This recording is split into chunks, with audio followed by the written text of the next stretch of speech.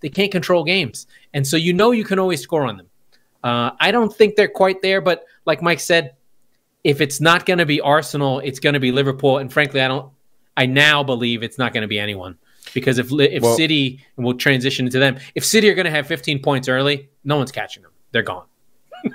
So let's have this debate right here.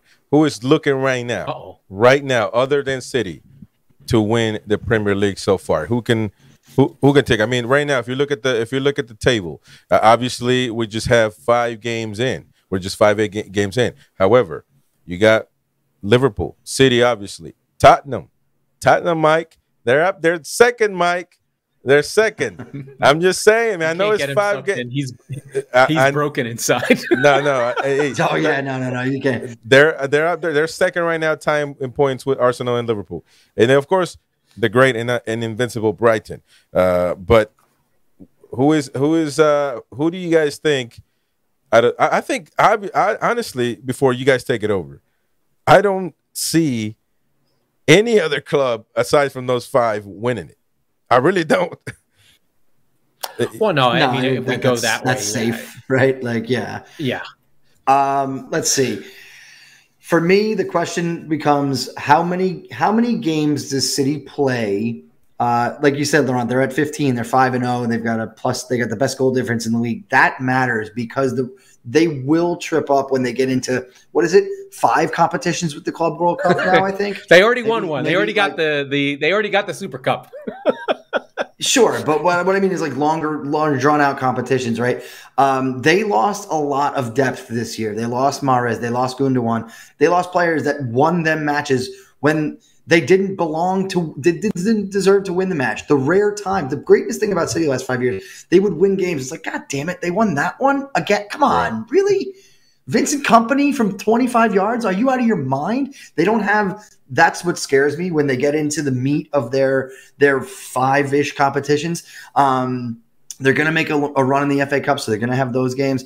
That's where I think they will be susceptible in the league because I think that they still, even though they won it last year finally, the Champions League is the be-all, end-all for them. And I do think that late in the season, if they have to choose, they'll prioritize that and there are teams that could stay close enough to them to pip them at the end. And I think Tottenham and Arsenal and Liverpool is probably the list. Yeah, when we started the season, I really did think that Arsenal was the challenger. And I thought that because I thought that so many players for City had just gone through such an emotional trying to get there and getting to the mountain. Right? So they have the hangover of the Champions League. The other thing is no one has ever won the division 4 times in a row. Why should it be City? There has to be a reason that no one in the 150-year history of English top flight football has ever won 4 in a row. So my thought was that they wouldn't do it. Now, I thought that if someone was going to do it, you'd have to get out in front the way Liverpool did when they won the league and almost went undefeated, frankly. They had over 90 points that pushed them to the end. You'd have to get out in front the way Arsenal did last season with 50 points after 19 games, and City would have to find their identity. Now, I did not foresee City losing De Bruyne and being undefeated.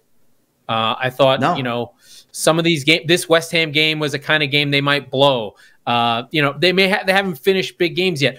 I don't see them if they're gonna go like not have a loss 10 games in. It's going to be very difficult to catch them. Because if any team knows how to put the gas, if anyone challenges them, City will just up the gear. When Liverpool would push them, they would just match them. When they knew they had to catch Arsenal, they just went up a gear. So the thing that you need to have for City to lose is you need injuries. As much as City have a great squad, it's not that big of a squad. Like, I think they're Bernardo, like they can take De Bruyne, but if they lose Silva, they don't have anyone like Silva. I mean, or Nunez Alvarez. would have Alvarez to step has been up. their best player this year. But they would just play Foden there. Like, they have a replacement, sort of, for Alvarez, in a way. Who? Right? But Alvarez has been Foden. He doesn't play all the time. But I mean, like for like, they could mix and match. But there's not that many players. You'd have to hope for injuries, right? Like, I think there's a lot of depth, but there are certain players that do certain things that you're just like, there's nobody can do it. No, if they lost Rodri, they'd be doomed. They don't have anyone who can do what he does. I mean, Zero. So again, all right. So to go back to the point, I love going to the schedule, right? So if you go, right before the October international break, you go to RB Leipzig in the Champions League. It's a tough place to play. It's a tough game, winnable, of course, for City. And then 4 days later, you go City's favored in every game. Period. Yeah, I know. They're Manchester City, but 4 days later, you go to the Emirates. That is really the referendum on, are they catchable this year? Does Arsenal take a point off of them at home? Well, that's going to be the key, right? They've right. Well, they've got Newcastle before that. Then some games later on in November. But like, that's going to be the question: is City can wobble in against proper competition. It's hey, listen, Tottenham has your number in the last 5 years, and that we are the El Duco champions. Okay. I know you are, but you only when you're playing on the break. So this way, I got no problem with Ange ball. We're gonna blow this team away. Take the over, right? Both teams to score. Take the over. It's gonna be a tough. It's gonna be a tough team to play against. I think the key thing is this: to win the Premier League, is two things have to happen, and I don't care what the order is or what we can do by points or whatever. 1, 90. What team can get to 90? Right? And if someone gets more than 90, fine. You tip their hat to them.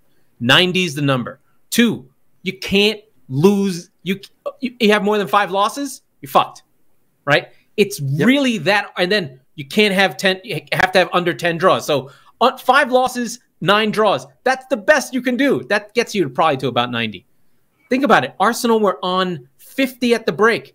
They had 35 points in the second half. That's not bad. That's a 70-point season. That's not that bad, but they only end up with 85. No. So to get to 90, you have got to be winning, right? We've got to think that someone like Arsenal and someone like Liverpool can do it. I think for Liverpool, they need more breaks. They need some of these games where they give up goals. They need to outscore people, because they're not a good enough defense. So they need to have some weird games where they win 4-2, 4-3, and the away form for Liverpool will be huge. If they can win away from home, then Liverpool have a better chance. And then for Arsenal, it's what does it look like down the stretch? Did they learn from the collapse down the stretch? Can they find more goals? Because I think the issue for them is they got almost 40 goals out of Saka, Martinelli, and Odegaard. That's a lot. 40 from a non-striker. They need another 20 from up front.